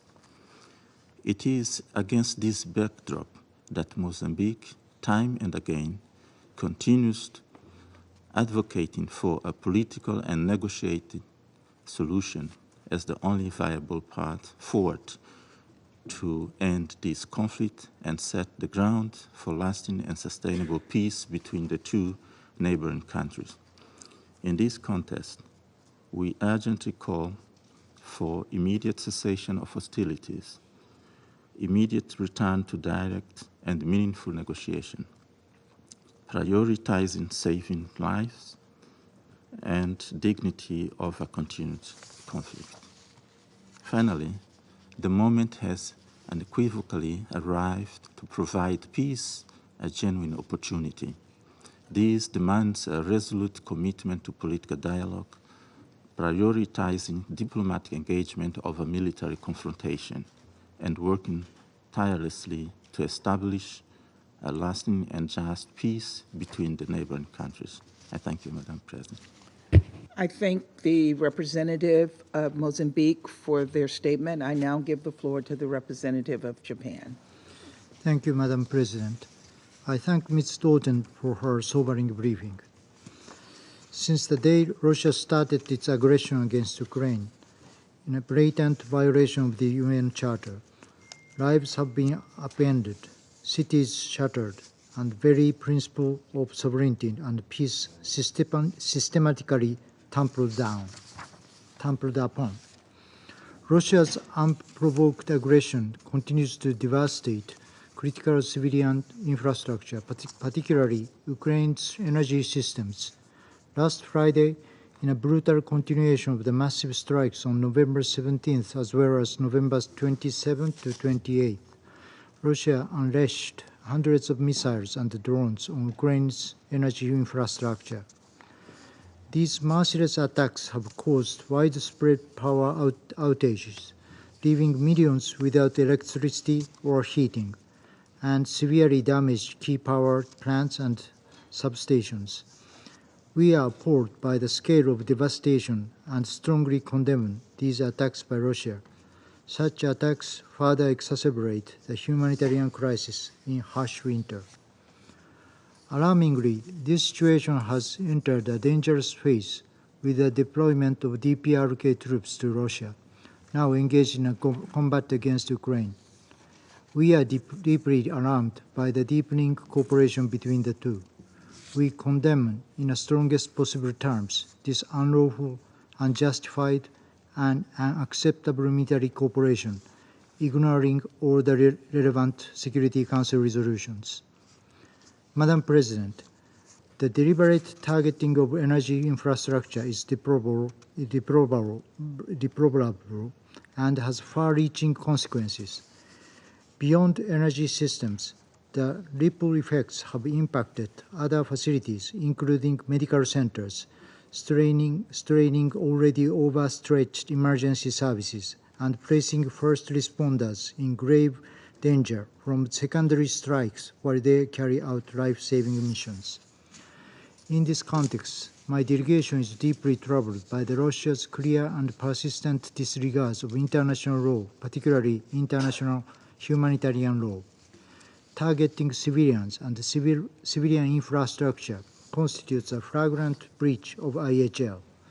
The global community must ensure that those responsible face justice, holding perpetrators of IHL violations and other egregious acts fully accountable. Madam President, Japan has been unwavering in its commitment to assist Ukraine in addressing the grave challenges stemming from these attacks. Last month, Japan delivered a substantial package of power-related equipment to Ukraine, including gas turbine, 15 variable frequency drives for water pump facilities to Kharkiv city, 2 gas piston cogeneration units for Odessa city, and 32 small-scale power generation to Kharkiv Municipal Agency of Water Resources. These efforts will mitigate the severe impact of winter conditions on civilian population. The international community must act collectively to assist Ukraine in addressing these urgent needs and rebuilding its critical infrastructure. Japan once again strongly demands that Russia withdraw from Ukraine immediately and unconditionally. Japan also affirms its unwavering solidarity with the Ukrainian people and will continue to stand by Ukraine, advocating for the protection of civilians and the restoration of essential services. I thank you. Representative of Japan for their statement. I shall now make a statement in my capacity as representative of the United States. Thank you, Lisa Doughton, for your briefing. In December, the weather in Ukraine hovers below freezing. It's not uncommon for the temperature to drop at night to 4 below Fahrenheit. That's 20 below Celsius. Just 3 years ago, before the country was consumed by Russia's brutal, senseless war, Ukrainians could avoid the snow and the wind and the damp. But now, as Russia continues to attack Ukraine's energy grid, the cold is inescapable. Yet, paradoxically, today, instead of addressing this issue, Russia's PR uses his time to attempt to interpret what he believes to be the policies of the next administration, something that is not in his purview, particularly when he can't explain Russia's own policy of aggression against Ukraine. Since March 2024, Russia has destroyed around half of Ukraine's power generation capacity, leading to rolling blackouts that affect every Ukrainian across the country. Some 3.5 million of those people are living without power at all. For those whose windows and roofs have been lost to Russian strikes, there is little they can do to keep out the frigid air. These attacks, including drone strikes and now cluster munitions, have only increased in frequency these past few months. Just days ago, Russia launched one of the largest area assaults yet, using drones and missiles to target Ukraine's energy grid and other critical infrastructure. In just one day, Russia took out 2 gigawatts of power availability. That's enough power for over 1.5 million homes. Ukraine's energy workers are working heroically to keep their countrymen warm.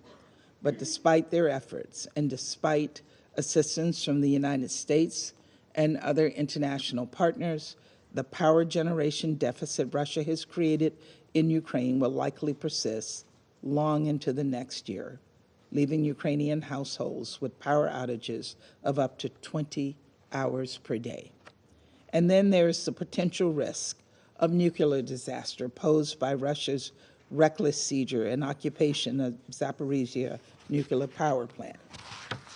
Of course, we know the weaponization of energy is just one facet of Putin's war of conquest.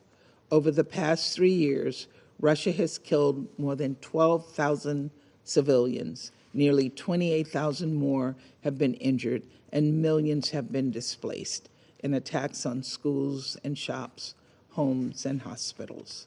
Still others have been forcibly transported into Russia, children, stolen from everything they've ever known, many still missing to this day. As discussed earlier this month, these atrocities were orchestrated and overseen by the highest levels of the Russian government, war crimes and crimes against humanity, unleashed in systematic violation of Russia's obligations under international law to protect civilian life and civilian infrastructure. And Russia is not acting alone. It relies on Iran for drones and other weapons, launching record numbers of Iranian Shahed attack UAVs at Ukraine's power grid. It relies on the DPRK for missiles, ammunition, and soldiers, positioning North Koreans on Russia's front lines under the command of the Russian military. And it relies on China to maintain its war industrial base, supplying it with machine tools, microelectronics, and other weapons components, and to give it political cover, including right here in this council.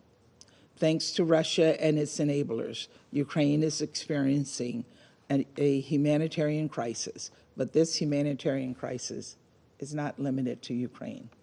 Russia's assault on agriculture has threatened food security for tens of millions of the world's most vulnerable, especially in the Sahel. This destruction is compounded by Russia's attacks on merchant ships in the Black Sea and surrounding seaports, which have killed and injured dozens of people and only further impeded delivery of much-needed grain. Innocent Ukrainians, innocent people all across the world are paying the price for this war of conquest. They didn't ask for this war, and they cannot stop it. The one who can is Putin. Putin can at any time end the conflict that has not only killed Ukrainians, but hundreds of thousands of Russians too. Soldiers who could have been home with their families, but instead were tossed into a senseless conflict. It goes without saying, Russia must withdraw its forces from the sovereign territory of Ukraine, and Russia must pay for the damage it has caused in Ukraine through its violations of international law, including international humanitarian law and the UN Charter. Colleagues, I'm not naive. Years of these demands have yet to change Putin's behavior. This is someone who pays no heed to the legal obligations to which his country is bound. This is someone who doesn't care about the human cost of this war, who doesn't care about people freezing or hungry, who doesn't care about the hundreds of thousands of casualties his own people have suffered. And this is someone who has escaped accountability, whose imperial ambition continue despite his abject failure to conquer Ukraine or overthrow its democratically elected government. But I know that while justice in this case may be deferred, it will not be denied. Nations worldwide that value the principles of sovereignty and territorial integrity, that value justice, that value human lives, stand with Ukraine for a just and lasting peace. And when, not if, but when, Ukraine achieves that just and lasting peace, Russia will need to answer for its unlawful actions. Colleagues, winter has arrived in Ukraine. Its people are bracing for the dark, cold months ahead. But let us be inspired by their resolve, by their willingness to defend their homes, their freedoms, their very identities, even in the most dire of circumstances, and maintain our resolve too. Let us continue to demand Russia end the killing and end the war, and let us stop at nothing to ensure accountability of those who wage it. Thank you. I resume my function as President of the Council. The representative of China has asked for the floor to make a further statement, and I give them the floor. President, you just spoke as the representative of the United States. I would like to briefly respond to that statement. The U.S. has accused China, and this is not in line with the facts. We cannot accept that. The fact is this. The supplier of weapons to the battlefield, trying to prolong the conflict, is the United States itself, not China. China is not a party to the creation of the Ukraine crisis. It's not a party to the conflict itself. Since the outbreak of the conflict, what we have been doing is to call for peace, work for peace, to promote peace talks. I would like to urge the United States to work together with China and the broader international community to end the war as soon as possible in order to pursue a political settlement of the conflict. President, before I conclude, I would like to remind you, respectively, as the U.S. representative, you need to pay attention to the fact that on the Ukrainian issue, the situation has evolved. The U.S. statement should also be updated in line with the changing situation. Thank you very much.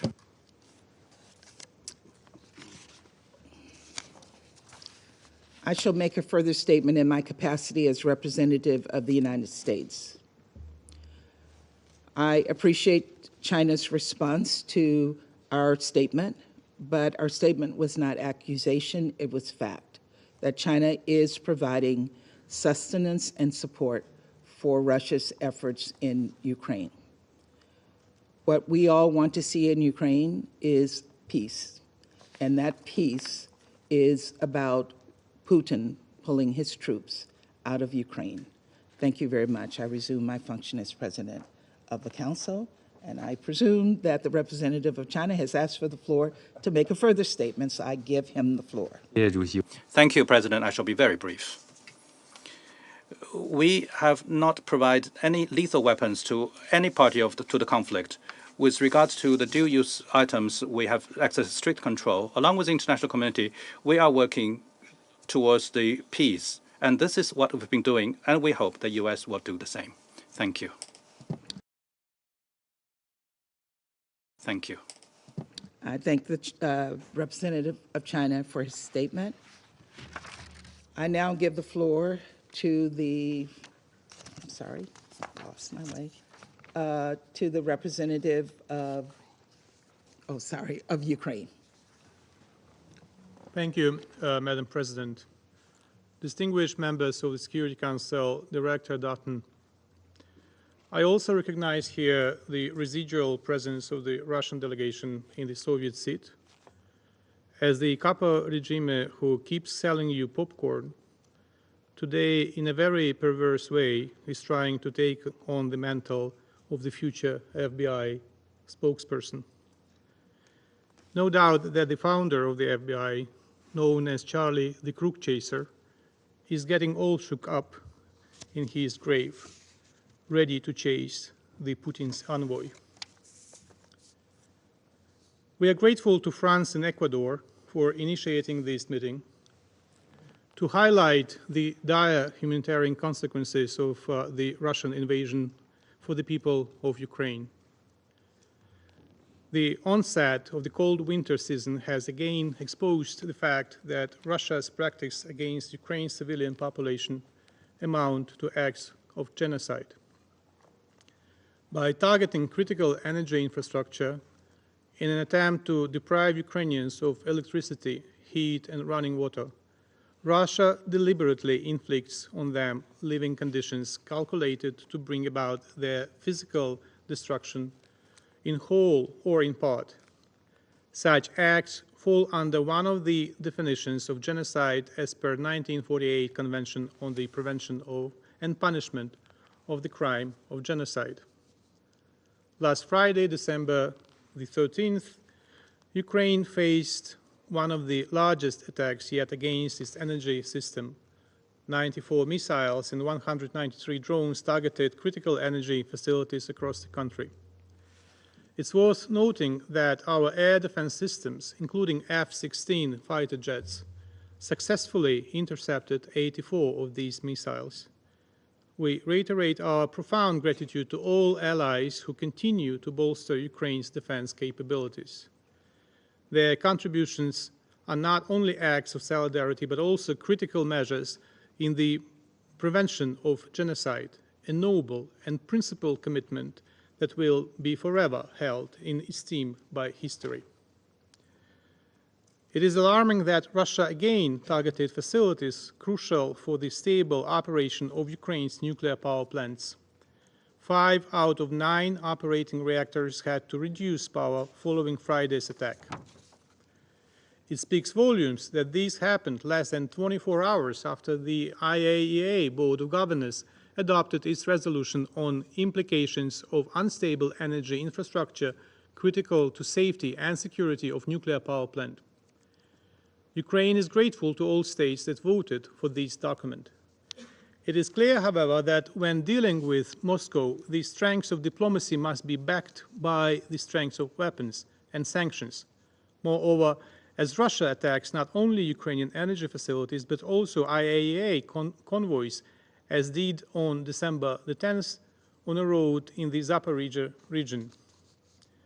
Madam President, last Friday's strike was the 12th carried out by Russia against our energy infrastructure in 2024 alone. For these strikes, Russia used about 1,100 missiles, both cruise and ballistic ones. I reiterate, this is the number of missiles launched against energy facilities only. Russia continues to use munitions containing toxic chemicals, and we have documented 4,950 cases since February 2023. More than 2,000 Ukrainian servicemen suffered from chemical poisoning. Today, the Security Service of Ukraine issued a notice of charges against Russian Lieutenant General Kirillov, who ordered the use of chemical weapons against Ukraine servicemen.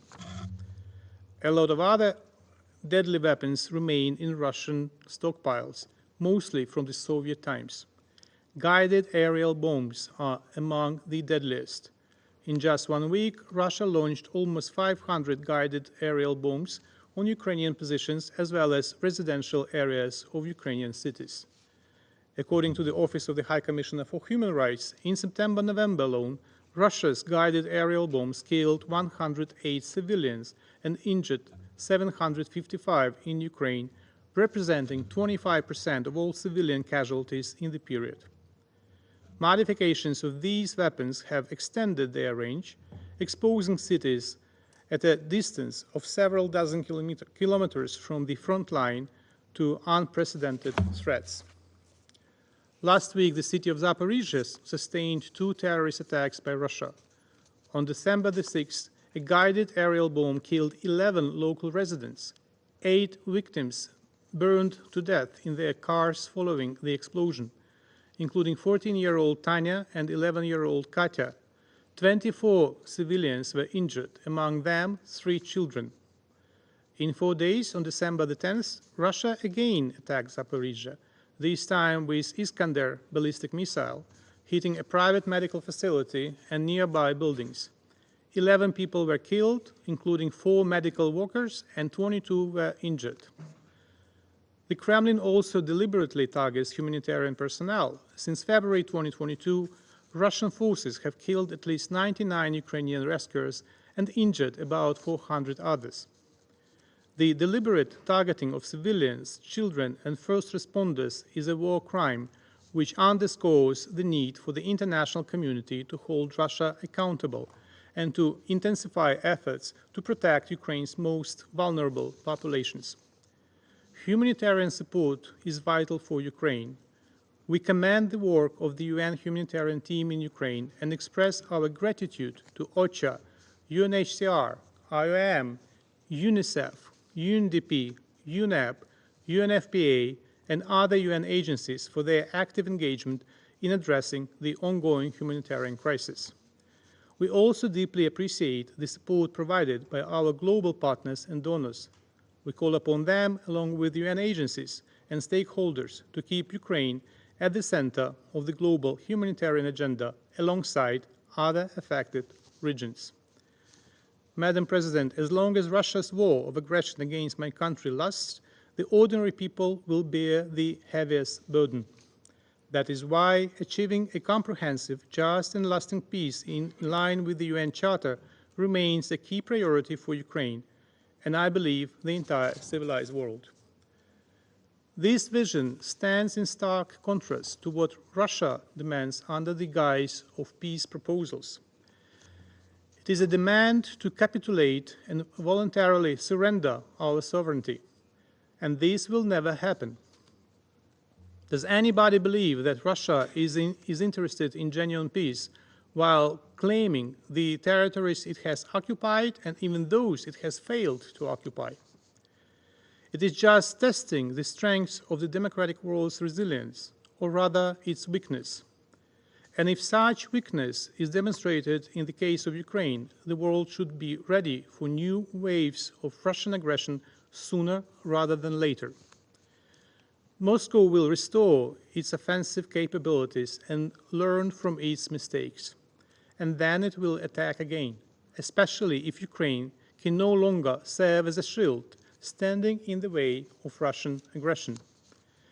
The pace of Russia's rebuilding its war machine will depend on how effectively the sanctions are preserved and enforced, or how many loopholes allow Moscow to bypass current restrictions. Fossil fuel exports are a key source of funding for aggressive regimes. In 2023 alone, Russia earned $188 billion from oil exports. Recently, our intelligence released a dossier on 238 participants in a shadow fleet of aging oil tankers. The shadow fleet consists of over 1,000 aging, poorly maintained vessels with convoluted ownership structures. With a combined deadweight of over 100 million tons, roughly 17% of the global oil tanker fleet, it represents a global challenge that literally fuels the Russian war. This shadow fleet is also a real ecological time bomb that could go off at any moment.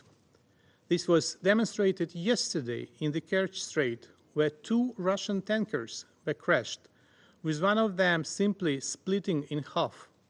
This disaster caused an oil spill reportedly amounted to 4,000 tons of oil products.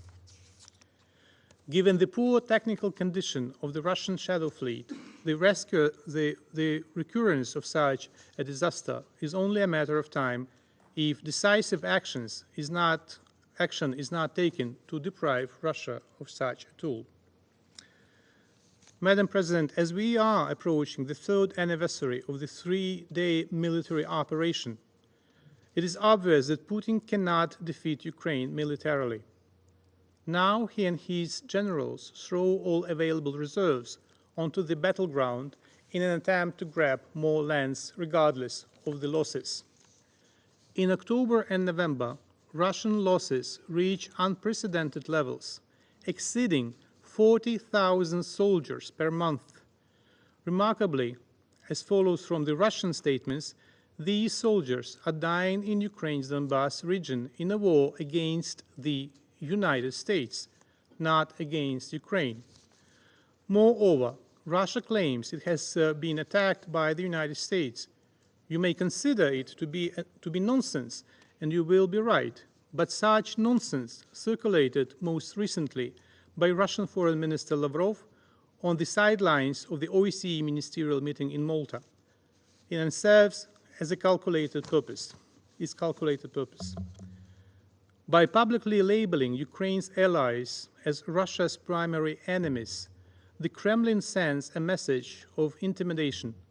We could do to you what we are doing to Ukraine: genocidal destruction of energy infrastructure, medium-range ballistic missile strikes. These are the tools to intimidate the free world and discourage it from supporting Ukraine.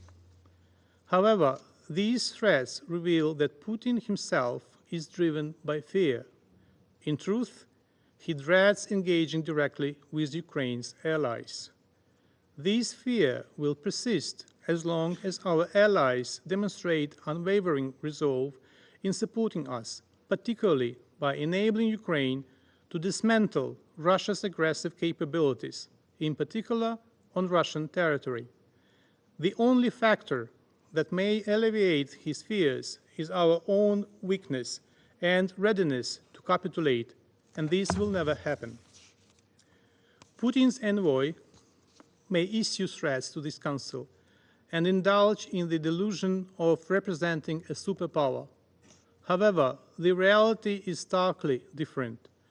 Russia's overextended neo-imperial ambitions are steadily unraveling.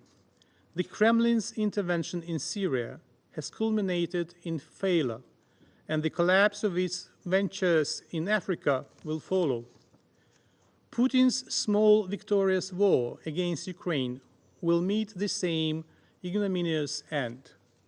He knows this, just as he knows that his portraits will soon be reduced to rags, not only in Syria, but in Russia itself.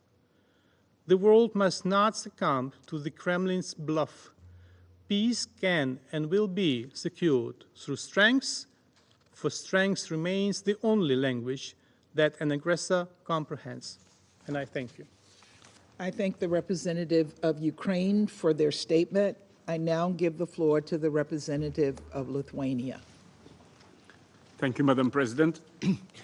I have the honor to speak on behalf of the 3 Baltic states, Estonia, Latvia, and my own country, Lithuania. We also align ourselves with the statement of the European Union. Russia remains in blatant violation of the UN Charter, disregarding multiple UN General Assembly resolutions, including principles of UN Charter underlying a comprehensive, just and lasting peace in Ukraine, which was adopted in February 2023 with a majority of 141 votes. Russia also violates the order of the International Court of Justice to immediately suspend all military operations in Ukraine. The suffering that Russia continues to inflict on Ukrainian civilians is intolerable. Contrary to its claims, Russia is systematically attacking the civilian population, often targeting rescue and humanitarian workers. In 2024, there were already over 280 incidents involving humanitarian operations and aid workers in Ukraine. We reiterate our appreciation and support for UN humanitarian assistance, the work of UNDP, OCHA, UNICEF, and other agencies, and their devoted representatives in Ukraine engaged in providing support to war-affected populations. Madam President, since 2022, millions of refugees from Ukraine escaping Russia's brutal war aggression have crossed borders into neighboring countries. Out of over 6 million refugees in Europe, more than 130,000 have received refuge in Baltic states.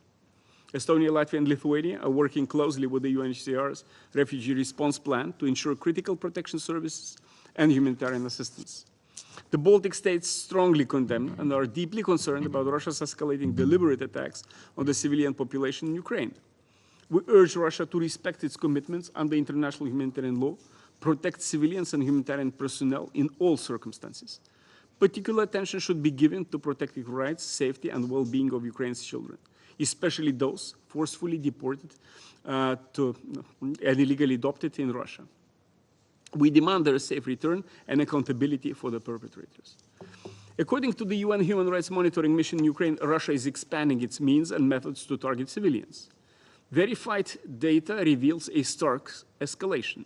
From January through November 2024, modified glide aerial bombs killed 341 civilians and injured 1,803, a threefold increase in fatalities and a sixfold increase in injuries compared to 2023. These aerial bombs carry large amounts of explosive material, making them highly destructive in urban areas. Russia continues to target Ukraine's critical energy infrastructure, even as the harsh winter intensifies. In recent attack, Russia launched 93 missiles and 200 drones, including a North Korean missile, at electricity generation and distribution facilities. This resulted in massive power outages, critically impact facilities involved in nuclear power plant electricity conversion and transmission. The International Atomic Energy Agency reported that 5 of Ukraine's 9 operating nuclear reactor units were forced to reduce power output. In total, Russia has already damaged 80% of Ukraine's energy infrastructure. The aim is clear: to destroy the Ukrainian economy and break the resilience of its people.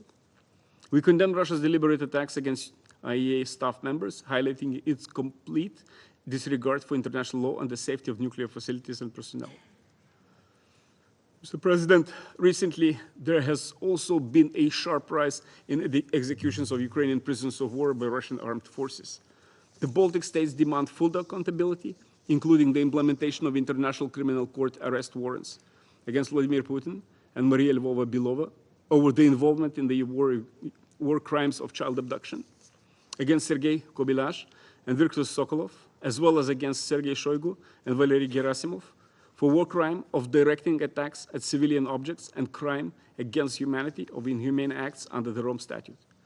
The Baltic states also reiterate our condemnation of North Korea, Belarus, and Iran for their part in the aggression. We call on all states to cease supporting Russia, including by preventing the provision of dual-use goods.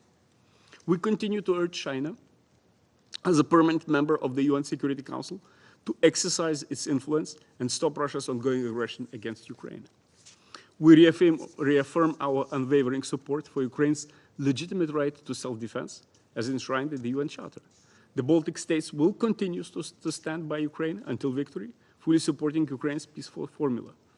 Our priority is Ukraine's sovereignty and territorial integrity, and holding Russia and its accomplices, including top political and military leadership, fully accountable. Only a just peace can be truly sustainable. I thank you. I thank the representative of Lithuania for his statement, and I now give the floor to the representative of Sweden. Thank you, Mr. President. I have the honor to speak on behalf of the 5 Nordic countries, Denmark, Finland, Iceland, Norway, and my own country, Sweden. We thank OCHA for yet another alarming briefing. We commend the bravery and professionalism of all humanitarian workers. Mr. President, Russia's aggression against Ukraine has caused immense human suffering.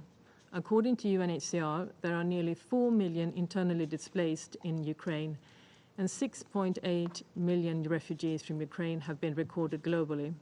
With sub-zero temperatures, a staggering 14.6 million people in Ukraine are currently in need of humanitarian assistance. Over the weekend, we saw yet another Russian wave of missile attacks on Ukraine's energy infrastructure. Not only does this expose civilians, hospitals, and schools to the harsh winter conditions, it endangers the safety and security of Ukraine's nuclear sites, as these require a secure off-site power supply. Throughout the war, Russia has shown a blatant disregard for international humanitarian law. Humanitarian access to occupied areas has been denied, civilians and civilian objects have been consciously targeted, children have forcefully been abducted, and prisoners of war have been systematically tortured. Mr. President, these countless violations of international humanitarian law illustrate that Russia has chosen terror to achieve its political goal, the subjugation of Ukraine and the annexation of sovereign Ukrainian territory. Over the years, we have heard different Russian attempts to justify its aggression. Claims that Ukraine or NATO were poised to attack Russia served only one purpose: to hide the simple truth that Russia's actions were nothing but a violation of international law and the UN Charter. Mr. President, as the aggression continues, we need to remind ourselves that this is a Russian war of choice. Russia could end it tomorrow. The international community must remain firm in its support for a just and sustainable peace in line with international law, the UN Charter, and relevant GA resolutions. Any illusion that Russia advocates a more equitable, just, and fair world must be dispelled. When the international community sought to revitalize multilateral cooperation through the Pact for the Future, Russia attempted to derail it. When Ukraine prepared grain shipments to mitigate the global consequences of the aggression, Russia cynically targeted ships and port infrastructure in Odessa to stop the deliveries. Mr. President, Ukraine and its partners have been ready for peace since day one. However, a settlement where aggression is rewarded or where independent states are denied the right to decide its own security arrangements risks being neither sustainable nor conducive to international peace and security. Until a comprehensive, just and sustainable peace has been reached in line with international law and the UN Charter, we demand that Russia ensures safe, timely, and unimpeded humanitarian access to the temporarily occupied territories of Ukraine. We demand that Russia cease its attacks on civilians and civilian objects, and we demand that Russia allows the UN and the ICRC to visit Ukrainian prisoners of war. Mr. President, Russia's aggression and violations of international humanitarian law must come to an end. I thank you. I thank the representative of Sweden for her statement, and I now give the floor to His Excellency Mr. Stavros Lambrinidis, head of the delegation of the European Union to the United Nations. Thank you, Mr. President. Colleagues, I have the honor to speak on behalf of the European Union and its member states. The candidate countries North Macedonia, Montenegro, Albania, Ukraine, the Republic of Moldova, Bosnia-Herzegovina, and Georgia, as well as Andorra and Monaco, align themselves with this statement. I thank OCHA for its briefing. It reminded us of the devastating humanitarian toll of Russia's war of aggression. The EU commends the courage and professionalism of all humanitarian workers risking their lives to alleviate human suffering. Friends, in the coming weeks, many families in Ukraine would traditionally be celebrating the holidays together in the safety and warmth of their homes and loved ones. But for far too many, this period will instead be marked by mourning for lost friends and family members. For them, that is the reality of the illegal war. We once again call on Russia to immediately and unconditionally cease its large-scale and systematic attacks against Ukraine's civilian and energy infrastructure. Russia's plan to weaponize energy in order to pressure the Ukrainian people is unacceptable. This year, civilian casualties are at their highest level since the start of Russia's full-scale invasion. According to OHCHR, at least 12,000 have been killed. Deliberately targeting civilians or civilian infrastructure is a war crime. These attacks also endanger nuclear safety and security, as nuclear sites need a secure off-site power supply. In the territories it currently occupies, Russia's large-scale human rights violations are well documented, including by the UN. We have also frequently heard in this chamber how Russia has cut off an estimated 1.5 million Ukrainians from humanitarian aid.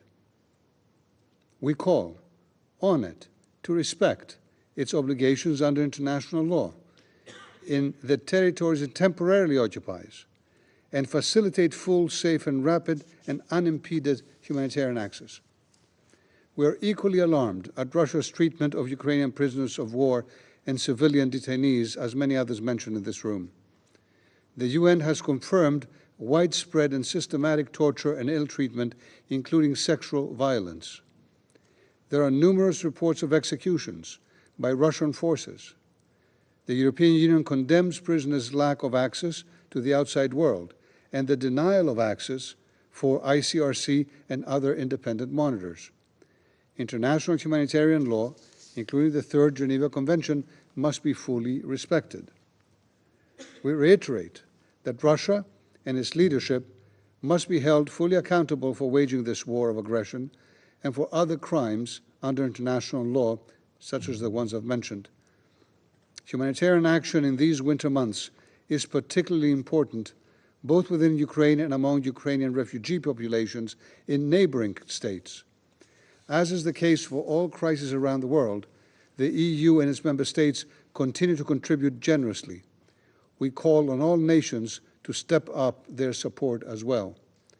In Ukraine, we are providing an additional winter support package to repair damaged energy infrastructure, to improve connectivity within Ukraine and from the EU, and to stabilize the energy system. In line with a long history of support for mine clearance, we are also increasingly humanitarian mine action, taking into account that Ukraine is one of the countries most affected by landmines and that the risks to civilians, especially children, are amplified when these dangers are buried under snow and ice. We urge third countries to cease all assistance to Russia's war of aggression. This includes not only direct military support, but also a provision of dual-use goods and sensitive items that sustain Russia's military-industrial base. The EU strongly condemns the deepening military cooperation between the DPRK and Russia. The deployment of DPRK troops in Russia's illegal war of aggression blatantly violates UN Security Council resolutions. It represents a unilateral hostile act by the DPRK at the reckless invitation of Russia, with grave consequences for European and global peace and security. President, in closing, during these cold winter days and nights, our thoughts go out to the brave, resilient Ukrainian families suffering an illegal and unprovoked foreign aggression and exercising their inherent right to self-defense. No one wants peace more than the Ukrainians. As the new year arrives, now more than ever, we urgently need not any peace, but a comprehensive, just, and lasting peace anchored in the UN Charter. Thank you. I thank His Excellency Mr. Lambrinidis for his statement, and I now give the floor to the representative of Poland. Mr. President, I would like to thank Madam Lisa Doughton from UNOCHA for her informative briefing. It is very clear that the humanitarian situation in many areas of Ukraine continues to deteriorate due to Russia's deliberate targeting of civilians and civilian infrastructure. This war has affected millions of people, including the most vulnerable groups, and forced them to flee their homes because Russia deliberately wishes so. What worries us the most is that Russia continues its relentless attacks on Ukraine's critical infrastructure, including energy, heating and water supply systems, healthcare and emergency services. These attacks are inflicted both by the physical missile strikes and as well as the cyber attacks. The destruction of energy infrastructure makes living conditions of Ukrainians uneatable this winter, and countless schools, hospitals and homes have no heating or running water, as we heard today. We call on Russia to stop these attacks immediately. We remind the Russian leadership that international law prohibits the intentional targeting of civilian infrastructure essential for the survival of the civilian population. Deliberately targeting civilians or civilian infrastructure is a war crime. We are concerned by the horrific treatment of the Ukrainian POWs and civilian detainees that has been confirmed by numerous human rights mechanisms, such as the UN Commission on Inquiry on Ukraine, the UN Human Rights Monitoring Mission in Ukraine, and the OSCE Moscow mechanisms. We are also appalled at the daily reports of the crimes committed by the Russian forces, including widespread and systematic torture, ill treatment, sexual violence, arbitrary arrests and detentions, and the forcible transfers and the deportation of Ukrainian children to Russia, where they are being coerced to accepting Russian citizenship. This all violates basics of the international humanitarian law. Mr. President, Poland supports all multilateral and national efforts to hold Russia accountable for these violations and through relevant judicial institutions and compensation mechanisms. The humanitarian response is facing increasingly challenges due to safety risks and worsening conditions on the ground. We call for additional mobilization of efforts to support all humanitarian actors operating in Ukraine, including UN-affiliated agencies, international organizations, and the local NGOs. Urgent assistance is needed to rebuild power grids, as well as heating and water systems, conduct humanitarian demining, and to provide supplies for repairing and strengthening shelters. We must prioritize humanitarian access and ensure protection for persons in vulnerable situations, including women, children, and persons with disabilities, and provide comprehensive support for rebuilding efforts in Ukraine. As a close neighbor, we are focused on helping Ukraine that is struggling with the unlawful aggression mainly directed against civilian population. Since 2022, Poland has delivered assistance to nearly 4 million Ukrainians that crossed our borders immediately after the start of the Russian full-scale invasion. We have served as a medical, energy, and logistical hub for the transfer of the EU aid to Ukraine and provided energy support before winter. We have also financially contributed to various programs and funds, including the Ukrainian Humanitarian Fund, UNHCR, UNICEF, WFP, and ICRC. To conclude, Poland is fully determined and will not give up on elevating humanitarian crisis in Ukraine. We will provide further support to our neighbors in need. And I thank you. I thank the representative of Poland for his statement. Excuse me. And I now give the floor to His Excellency, Mr. Paul Beresford Hill, Permanent Observer of the Sovereign Order of Malta to the United Nations. Thank you, Mr. President. Excellencies, distinguished colleagues. My gratitude to the United States for calling this meeting and to the distinguished representatives from France and Ecuador for their interest and their commitment to the humanitarian concerns of the people of Ukraine, and to Ms. Lisa Doughton for her very, very inspiring and very, very relevant briefing. Since the onset of the conflict in Ukraine, the Sovereign Order of Malta has been at the forefront in providing humanitarian aid to the Ukrainian population. Our work there has impacted over 4 million individuals, resulting in the disbursements of over 60 million euro in aid and resources delivered and distributed in over 70 locations. At the moment, we have over 1,000 volunteers and relief workers active in Ukraine, providing humanitarian aid to those in need. We recently held a conference at our government headquarters in Rome to review humanitarian operations in Ukraine, and we heard from doctors, volunteers, psychologists, and other professionals who are working with us throughout the country. I'd like to share with you one takeaway from that conference. Relentless bombing, the destruction of infrastructure, and the fear of repeated hostilities, coupled with the absence of adults, either deceased or serving in the armed forces, is creating a generation of traumatized Ukrainian children whose futures will be marked by evolving mental health issues. Any child psychologist will tell you that children need a healthy, safe, and secure environment in order to grow, not only physically, but mentally. Across the world, we have become aware of the sheer immensity of mental health issues, particularly as they affect young people. The US National Institute of Mental Health reports that almost 50% of teenagers struggle with mental health issues, while 22% of those have severe impairment. Similar statistics are reported in many countries. Now, these statistics reflect young people raised in relatively safe environments who do not experience the effects of war or internal conflict. Imagine, therefore, the immense damage being done to children and youth in war-ravaged environments as experienced across Ukraine. Order of Malta psychosocial professionals have worked with tens of thousands of Ukrainian young people over the past 2 years in a variety of social and therapeutic environments, and continually report on the underlying traumas and anxieties that are shaping the world view of these children, who soon will be adults.